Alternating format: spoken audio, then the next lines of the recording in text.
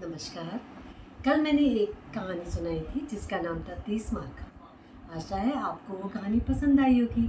आज मैं आपको दूसरी कहानी सुनाती हूँ जिसका नाम है गाने वाली मैना, बोलने वाला पेड़ और अमृत का कलश।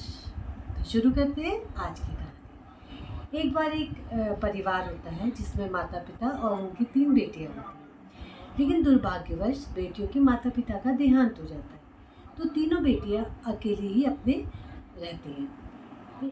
जो उस राज्य का राजा होता है तो वो अपनी प्रजा का इतना ध्यान रखता है कि बीच में प्रजा का हालचाल जानने के लिए वेश बदलकर रात को घूमता है और देखता है कि मेरे राज्य में कोई परेशान तो नहीं है। एक दिन जब वह रात को वेश बदलकर घूम रहा होता है तो तीनों बेटियां जो हैं आपस में बात कर रही होती हैं। तो उनकी बात सुनकर राजा उनके घर के पास रुक जाता है और उनकी बात सुनने लगता है। तो तीनों बेटियां आपस में बात करती हैं। तो बड़ी बेटी कहती है कि कितना अच्छा हो यदि मेरा विवाह राजा के खाने बनाने वाले से हो जाए, यानी कि खानसामे से हो जाए, तो मैं तो रोज़ बढ़िया बढ़िया खाना खाऊंगी और मुझे तो खाने का भी बहुत शौक़ है। तो दोनों कहते हैं कि हाँ, ये बात तो सही है। तो दूसरी बेटी कहती है कि कितना अच्छा हो कि यदि मेरा जो विवाह है वो राजा के मंत्री से हो जाए और मैं तो मंत्री की वाइफ बनूंगी और सब मुझे बहुत इज्जत देंगे, मान सम्मान देंगे। तो दोनों जो लड़कियां होती हैं वो ये बात कर रही होती हैं। तो जो सबसे छोटी बहन होती है वो कहती है, अरे तुम तो मंत्री और खानसामे से विवाह करना चाहती हो, मैं तो चाहती हूँ कि मेरा विवाह राजा के साथ हो जाए, तो मैं तो वहाँ की रानी बन जाऊँगी और तुम भी मेरे सब नीचे ही रहोगे, सब मेरी आज्ञा का पालन करोगे। तो राजा ने जब उनकी तीनों की बात सुनी तो वो उनके मकान पर एक निशान लगाकर चला गया और जब अपने राजमहल चला गया।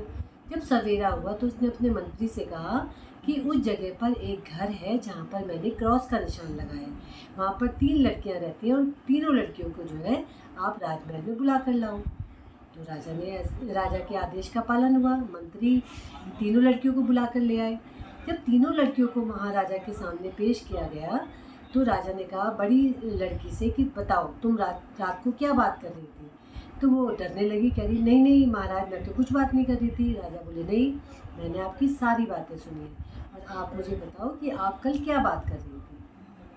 तो लड़की ने डरते मरते कहा कि मैं ये कह रही थी कि यदि मेरा विवाह आपके खानसामे से हो जाए तो मुझे तो खाने का बहुत शौक़ है, मुझे तो नए नए व्यंजन खाने के लिए मिलेंगे। राजा ने कहा ठीक है। फिर दूसरी लड़की को बुलाया, बोले कि आप क्या कह रही थी। तो वो भी डरने लगी कि पता नहीं राजा क्या दंड देंगे। तो उसने कहा महाराज मैं कुछ नहीं कह रही थी, मैं तो ये कह रही थी कि यदि मेरा विवाह आपके मंत्री के साथ हो जाए तो मैं तो सबके ऊपर राज कर सकती हूँ। दोनों की बात राजा ने सुन ली। जब सबसे छोटी बेटी को बुलाया, सबसे छोटी जो बहन थी उसको बुलाया गया, तो वो तो डरने लगी। तो वो बोली नहीं महाराज, मैं तो कुछ नहीं कह रही थी, यही दोनों बातें कर रही थी, मैं तो इनकी हाँ में हाँ मिला रही थी। राजा बोले नहीं, आप जो कह रही थी आप खुलकर बताओ। तो उसने भी कहा कि महाराज मैं कह रही थी कि यदि मेरा विवाह आपसे हो जाए, यानी कि राजा से हो जाए, तो मैं तो सबके ऊपर राज कर सकती हूँ और सब मेरी आज्ञा का पालन करेंगे। राजा ने कहा ठीक है।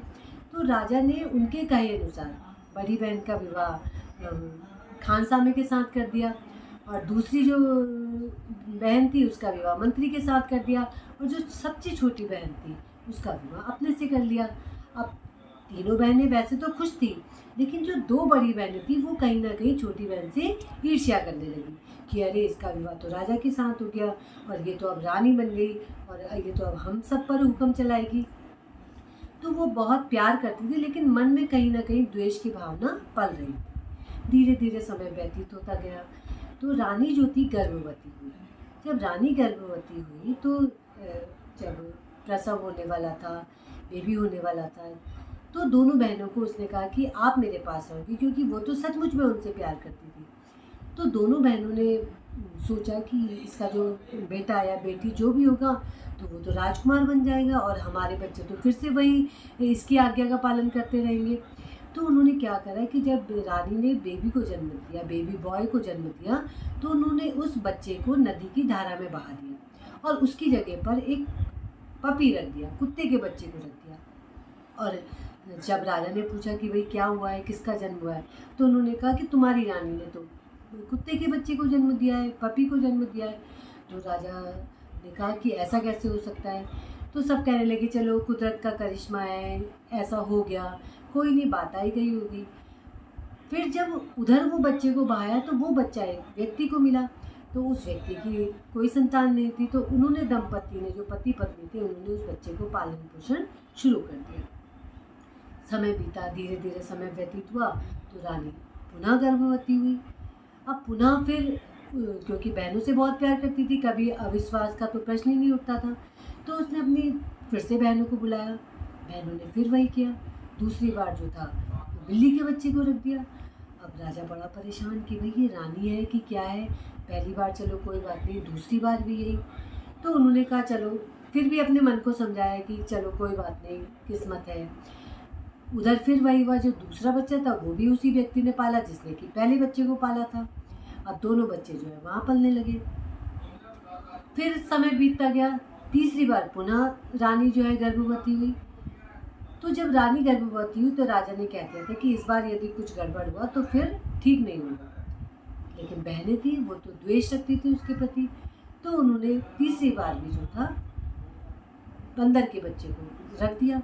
अब तीसरी बार जो था बेटी हुई थी, बेटी का जन्म हुआ था, बेटी को भी नदी की धारा में बहा दिया। बेटी भी संयोगवश उसी दंपति को मिली जिसके यहाँ पहले 2 बच्चे मिले थे।